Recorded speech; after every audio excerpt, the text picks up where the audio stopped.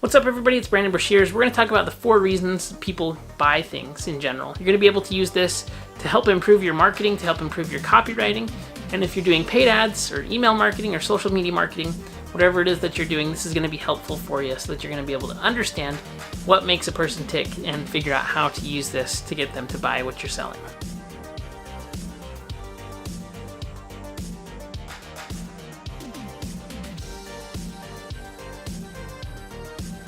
What's up, everybody? Welcome to this video. I think that you're going to really like this. So my name is Breshears. I do digital marketing, and if you like digital marketing and if you enjoy this video, be sure to like it and subscribe. I create videos every day here on YouTube, and you can improve your marketing by being a subscriber here. Alright, so there's 4 main reasons why people do anything, and you can break these down kind of the most simple motivations.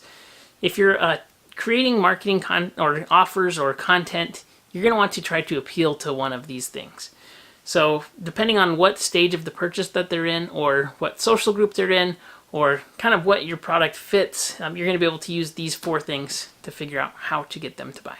So let's get into the first one. Number 1 is personal gain. People do things so that they can gain something. They want things that make their lives better. They want things that help to reduce the number of hours that they have to spend folding socks, or they want something that's going to make them look like they have higher status, right? So like buying a Tesla shows that they're interesting and that they're an early adopter and they have money, right? So people buy things so that they can have some kind of gain. So figuring out what does the product ultimately give your customers or your clients that's going to help them to see what they'll get out of the transaction with you. So a really common example is people don't buy drills because they want to have a drill. They buy drills because they want to have a hole. So that is the gain that they get. They're able to use the tool to get the result that they're looking for. You got to think about, and pretty much everything that you frame your marketing around that. A lot of times when I see brands and businesses who are not being super successful with their digital marketing, they just talk about the features and they talk about the product and they talk about just themselves all the time. When you're trying to figure out what your clients actually want, think about what the end result is that they want. What they're going to get from it. What is their gain that they're going to be getting? People won't take action unless there's some kind of a carrot hanging out there. And so what do they get? Think about that in its most basic form. And the more basic that you can get, where it's like, there's the hierarchy of needs that people have. If it's a super luxury product, right, status is important. So ultimately you need to figure out what is it that they're going to get from it, what's in it for them, and frame it around what's in it for them. Not so much about what's you're about, and that's a lot of times what I see brands and businesses doing, talking about themselves. Now, a great spot to implement this tactic is in the About Us page. And that might sound counterintuitive, but really people don't go to your About Us page to figure out, okay, like this person has 25 years of experience and boring blah blah blah. That's important for sure, but framing it in a way that shows the gain that they get. So, for example, let's say you do have a lot of experience. There is benefit in that, but frame it in a way that's beneficial to the client or the prospect who's going to gain from your experience. So, after serving for 25 years, so-and-so is able to help you because they have such vast experience in like X, Y, and Z, right? So making it about the person who's reading. That's definitely important. So think about that next time, especially when you look at your About Us page. Go read it. Is it about you, or is it about the client? Or why the client should care, what they're going to get out of it. Think about that. Number 2 is logic and research. Now, a lot of times people, they won't make necessarily a logical decision. Some people will, depending on personality types, but a lot of times they are going to justify their emotional decision with logic. And say they did it for the reason of logic. Most people like to think that they're logical and rational, but the truth is they're really emotional. So if you give somebody an emotional feed like the gain or the protection or something like that, and then you justify it with logic and research, that's definitely a good reason. Now, with the research, there's a lot of social proof in there that you can layer in. And if you have a product or service that is backed by research, you need to frame that in a way so that it is a justification for why they should do business with you versus everyone else. A perfect example is like a watch that is the Iron Man version of a Timex watch, right? Are you actually going to go out and do an Iron Man? No, you're not. Maybe you are. If you do Iron Man, that's awesome.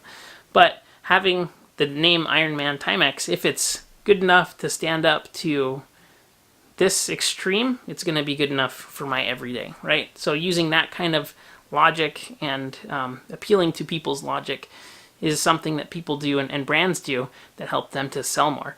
So when you're trying to think about, somebody will say, well, I bought a Prius because it has great gas mileage. And that's totally true. It is, they do have great gas mileage, but they're like a $34,000 car. If they really were concerned about gas mileage, they could buy a much smaller car that was less expensive and still got great gas mileage, and then the amount of savings that it would take to get to that level, right? So people buy things for emotional reasons, and they justify it with logic. Now, I'm not hating on Prius owners out there. They're definitely a logical group of people, but a lot of times the decisions that they're making, they say they're making it for a logical reason, when in fact it's more of an emotional reason. The third reason people buy things is from social proof or third-party influence. So you've probably seen or had an instance where there's somebody that you really, really admire and you want to be more like them, and they're promoting a product or a service, or they have a product or a service, and just because you like that person, you want to be associated with that product as well. It makes sense. People buy things from other people that they know, like, and trust. And so especially when there's influencers who have relationships built with their communities and with people in general, they're able to sell more because of that level of influence. So we're herd animals as humans in general. We like to go with the group, and we like to follow people who are inspirational and interesting to us. And so using social proof and also influence from influencers is something that's very big. Now, if we want to look deeper at social proof, right, which is like the review system that Amazon uses, how many times do you go on Amazon, you look for products, and immediately you start looking for the ones that have the most reviews? That's just typical consumer behavior, because they want to know that they're going to be safe in making this decision. And so having a large amount of reviews gives people safety. It also lets them feel like they're part of something that's bigger, right? They're going to have less of a risk because so many people have gone before them. So using that social proof mentality is really, really important when you're when you're selling products online and you have buyers who want to buy. So making it seem like they're not the first person to do this, that there's lots of reviews, that there's lots of peers in their group that have done the same thing is very, very important. And it kind of takes the decision out of it, right? It's something that's, you're not having to go and trailblaze the way to get a product or a service. They know that it's a proven product with people just like them who've bought something. So that's definitely a reason why people buy things and make that buying decision, is because they have the influence or the social proof to know that it's a good decision. And the final reason is fear of loss or fear of missing out. Now, this is one of the most motivating factors. And when you're selling something, if you can use fear of missing out or fear of loss, it is a tremendously powerful tool. And so typically when I'm sending out email marketing campaigns or email sequencing, using urgency with an expiration of an offer and fear of missing out is just hugely important. For some reason in the human brain, we want to fit in and we want to be the herd animals, right? And so as a result of this, so using this fear of missing out, it's built into you. If you're a parent, like I have 3 kids, the fear of missing out is ridiculously built in. You don't even have to promote that. You'll see your kids when they want to get in and they want to help you with something. They see their brother or sister doing it, and now all of a sudden they want to because they're going to miss out. It's just ingrained in you. It's ingrained in human behavior. You can see it happen all the time if you just notice little kids. And they're not trained that way. It's just built into us. So it's tremendously powerful to harness that power that comes with being afraid that you're going to lose out or miss out. So think about how can you frame things in a way. It doesn't always want to be like end of the world doomsday. You're going to lose out. It's going to be gone, because that gets annoying. But how can you create offers? How can you create marketing and messaging that allows people to feel like if they don't take action, they're going to regret it? Because people fear regret a huge amount. So how can you use that to sell your products and service? I think that you need to use these things in an ethical way, because if you start to abuse these powers that you have of influence and with copywriting and other things, if you overuse them, they become less effective.